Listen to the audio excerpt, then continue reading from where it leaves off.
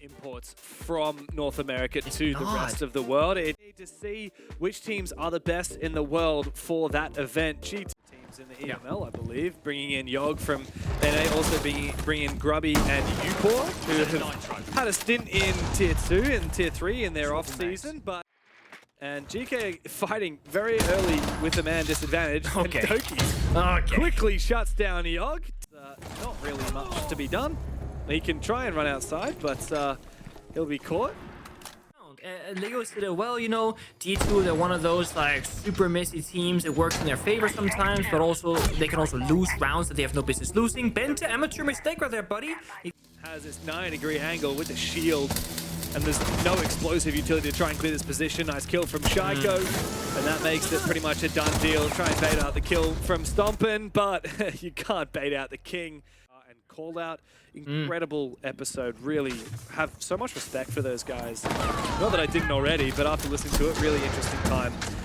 I don't want to get too distracted. There's, in classic G2 fashion, a lot of action happening so quickly as Geekay try and make their way in, but there's a lot trying to meet them. Alamau on the clash as he eventually will fall. I like is actually making a lot of noise himself, trying to bait it out. Doki wants to go for a flank here. It is being watched, but Grubby to take down Shaiko. That is a big kill. Grubby to go big for a double. Benja's out of it, all up to Doki now. No nitro cell. He used it to try and bait out Yogg before. This will need to be a miraculous 3K, but not to be on Fnatic for a stint. And now he's here back. And yeah, true. Now he's here back to make a statement. Oh, Doki just doing what Doki does. SMG 11 doesn't matter at all. A trade eventually by Grubby, but it really doesn't matter at all. You've taken... Now he can't get caught any longer. He's got a shoddy close quarter, Warden glasses for any flashbang potentially, and he's going to be pretty safe for this position. Yeah, but you never know. Grubby's dealt a lot of damage to him already by calling him on his phone. Might go for another... go for another call because the phone is destroyed. And in fact, Stompin tries to take the close range fight, but Sarks just baits him out just enough to get that headshot. Well played. You forgot to shoot back. We're in a world of strife. Yeah, he did. I mean, just the reaction time wasn't quite there for the young guy. But he's young. He's supposed to be fast, James. That's his whole superpower. I guess he is not flawless. Nobody is perfect, even the Prodigy himself. Now, the old guard, the maestro himself of Alamau takes matters into his own hands. He's got Shaiko to support him, who goes big for a double. That is why G2... And it feels a bit like G2 and Twisted Minds have that same... Lion, I'm getting all of it. Every last one. Throw those nades in, follow him up, and then hope that you don't get C4'd, but Upor can't hope, and in fact he's got no kills so far. 0-4. Look at this jump over from Doki, balls of steel! He's ready to come in and support Stompin', and the king will still control the stairway. Nothing for Geekay to do. Look at them. 0-3 for Yogg, 0-4 for Upor. Finally a kill for Grubby. Is the only one to stand up tall for Geekay, but G2 surely will look for a response. Dark joins the fray. Stompin' immediately to reply. Ask back into it. And gives Geekay a real chance now. Benja must 1 versus 2. He's got the DMR at the ready. His phone is ringing. He's about to take 40 damage. Reveal his position. Forced to move by the fire. And you gotta win that initial fight. Another call goes down towards Shaiko. Looking to tank it as well. Now Benja's position exposed. He gets that again. 2v1 forced by Geekay. Very nicely done. Yeah, but there's another 2v1 to come because Doki is still here in position at horse. He has a Mew Jammer to support him. Wants to go for an aggressive peek. He actually loses the fight. Little bit of damage onto Upor, but doesn't land quite enough. I like the pace here from Geekay. They've actually done the opposite of what I said. They've gone really slow. They're trying to corner and hunt these players down like the rats that G2 like to play in the style of. A drone hole to kill Shaiko, and now there's surely no way GK can fumble this. GK versus D2 here. They're on the doorways looking for the gunfight. The shotgun close quarter should be winning it, but no! Alamau goes down instead, leaving just Stompin', top of the old tower with 1 kill to be found, but 3 more to go. Hold the phone, it's possible, never mind. It's America now. Perhaps the drones have come out. Grubby is playing such a passive angle, however. Good shot from Shaiko, or onto Shaiko. And Grubby, together with his teammate, have opened this up. Alamau very low on HP. Uport wants to get aggressive. Benja trying to hold down the line. Stomper tries to make his own play. He only finds one on the Warden. Now he's taken down. Benja needs to re-aggro, reactivate the game. Needs to find the kill, and he is getting called over and over again. One kill, but Uport eventually kills him with the phone. Off the back of Dokkaebi and off the back of Snake. And now Geekay gets to go on the, so to say. Need to be some kind of, I guess, some kind of way to either. Doesn't realize Ask is still playing in this hallway, supported now by the fire extinguisher. Gonna go for a second one, and they clean house. Big round for Ask, and Stomper now has a 1v5 before him.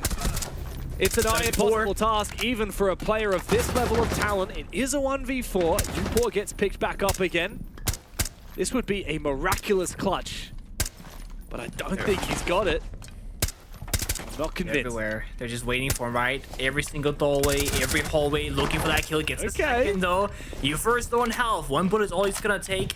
He's still got 2 flashbangs and every terror drone. He's got tools to work with. Can he isolate these fights? A 1v5 slipping to a 1v3. You've got to wonder if you're one of these GK players. When does it hit the mental? What are you doing, Grubby? Where are you looking? This is now winnable. 30 seconds to play. Stomper's got the diffuser. Uport still 1 HP. And he can start planting the diffuser. He needs to try and bait this out, but the thing is, GK, even in a 1v2 retake, this is not going to be easy for them. Stomper can play this well.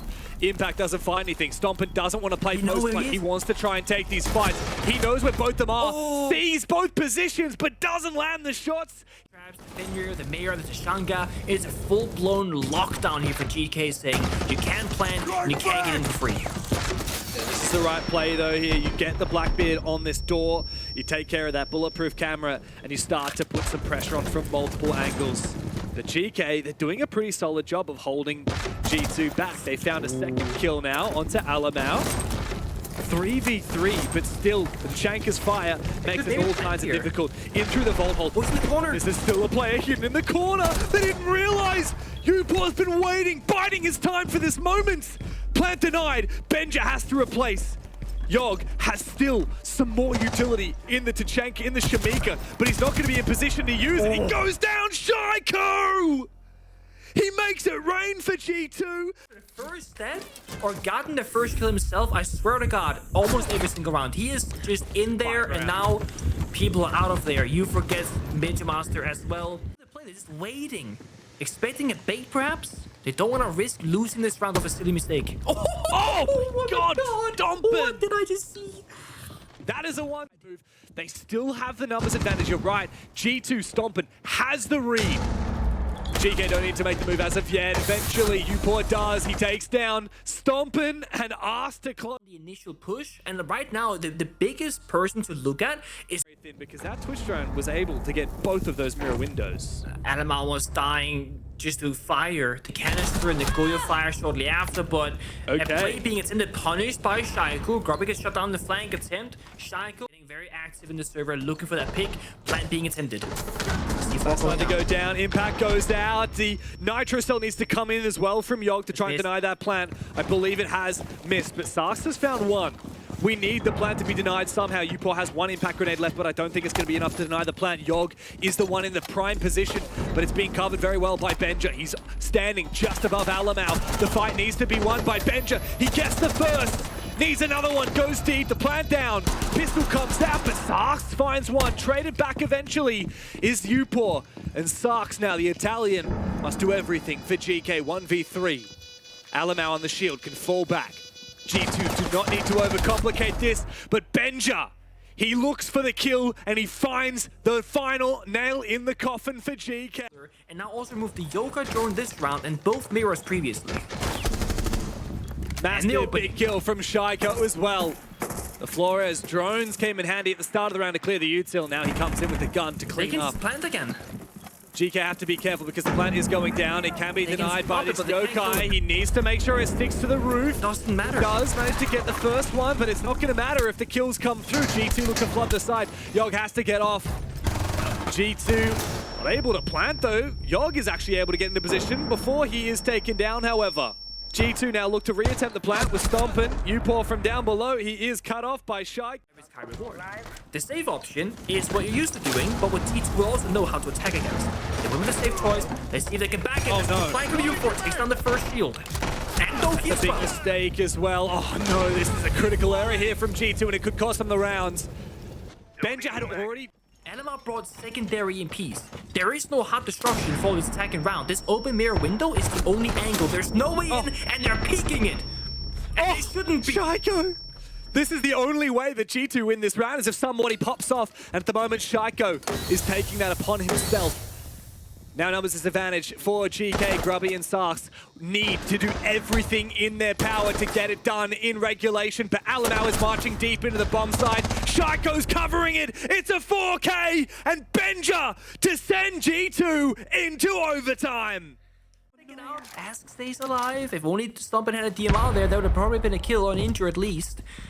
But his damage done, and any damage counts. Shut down the flank immediately. Benja Master from across the map. Oh, now Shiko's found one. Surely not like this. Alamau will go down, so no more Dokkaebi, but G2 still have a numbers advantage. And Ask is still low HP after taking a lot of damage to Stompin on the feet earlier. Starks is in a bit of an awkward spot. Maybe he can go for a flank, but if G2 form up, they surely won't leave a gap, especially if they find their own. Ask goes down. Starks soon to follow. Doki goes big for the final kill. G2 have strung 4 in a row. Like, Recruit, Striker, Twitch, Deimos, and Glass, they don't do anything. I mean, this is beautiful. Something. And the call, and Yog. Look at that, the call! Finishes Stompin off, that is perfect. So well played from Yog. He even brought the EMPs to make sure he would not get impeded by the Taze from the clash. This is a little bit of life back into it for GK, but Doki immediately responds. He shuts him down, he reclaims control of the Eagle Stairs. And now GK needs to get back onto it. Yog is down. Someone else needs to fill his shoes. Nope. And Benja will shut down Upor. Grubby needs to get active, but straight into the Fenrir mine. He'll take it down. But the stall has been completely in effect here from G2. Sarks now obliterated into the corner. It's all up to Grubby from a 6-3 advantage. They take a shot at the king. We get to speak to the victors as we have Doki on the line. Good evening, congratulations on Hello. the first victory. Doki, did you expect this game to be as close as it turned out to be? No, I literally think I lost like 10 years of my life playing this game. I'm not even kidding. Like, wow, I was so stressed. But yeah, got the win. Thank fuck. Oh shit. I mean, Oh, wow. scammer. Oh, the vocabulary is on the level of your internet right now. Yeah. Okay. About the internet, like, I need to move house. I'm not even kidding. Wow, I'm actually. Just We can barely see you, Doki. Is that why the case is packed in the background? I'm moving. Oh, Jesus! I need to leave. I'm leaving. Hello, Jack. Hi, Jack. You alright? Yeah, I am alright. Are you alright? Because you banned the shields when you was playing on the defense. You banned all of the shields. In response, GK played a lot of Dokkaebi. Actually, we want to show you a couple of the rounds. What's your opinion on the new Dokkaebi? Is probably worth asking, because they actually used and abused the Dokkaebi and the Snake and the Deimos against you quite consistently in their attack off. Yeah, it's just a bit crazy to me. Like, we get all these operators added to the game that like have no counters. It's just I don't really like that. I don't like that part of the game. It takes away the strategy. You know what I mean? So yeah, I'm not a big fan of the change. I think the operator itself is very, very strong though. Like, Dokkaebi is very, very, very strong. Just the nature of the ability, I'm not the biggest fan of. Due to not having any counters, but it's just another thing added to the collection of Grim, Deimos, Solid Snake, now Dokkaebi. You're just exploding when you roam around the map. Like, yeah, like, just get me back on site, please. Does it give you guys a real decision to make in terms of your operators that you ban? Because like today, you went away from the shield, then you have to play against that. But then if you ban that, you're coming up against double shields in theory. I mean, they banned Thorn today against us, and I don't know why, but I was so happy because I got to play mute every round, so I could at least save myself a bit from the hell that was coming towards my teammates. So I don't know if you've seen the ban phase. I was like, yes, come on. So yeah. I think we've seen quite a lot of resilience from you guys because, you know, it was like a 5-round streak for you guys? Because it was. I think you were losing 6-3. I'm wondering, you know, like who was the Kickstarter of that resilience? I saw some incredible rounds from Shaiko, but it's quite impressive that you guys always manage to have these crazy comebacks. Yeah, I mean, I'm an honest guy. Like the mood in the team today was really down, to be honest. Even from the get-go, I don't really. I'm gonna join the debrief after the interview and see what's going on there. But like, yeah, I think really slow start to the game. Weren't playing like we were in scrims at all.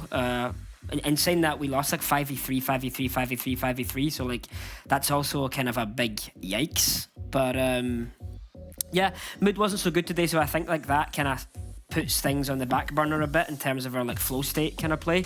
But after we turned that around, kind of was good to go. Shaiko was being pretty motivational, going, "Come on, guys, we got this," in his little French accent. So yeah, it was good. It was good comeback. Proud to get that, because to be honest, sorry to interrupt, I literally was getting flashbacks from Kickoff, the first game against VP, like winning all these attacks 5 in a row and losing the defenses on like the most defense map ever. So it's like just, oh god, I was like, not again. But we actually won. I mean, So, that was going to be my last question. I mean, you mentioned that the vibe maybe wasn't really there today. You posted about it yourself earlier today, right? Having fun is the most important thing. How do you turn that around in the game, like you say? I should take my own advice, it seems, then. Yeah. To be honest. Yeah, I don't know. We just kind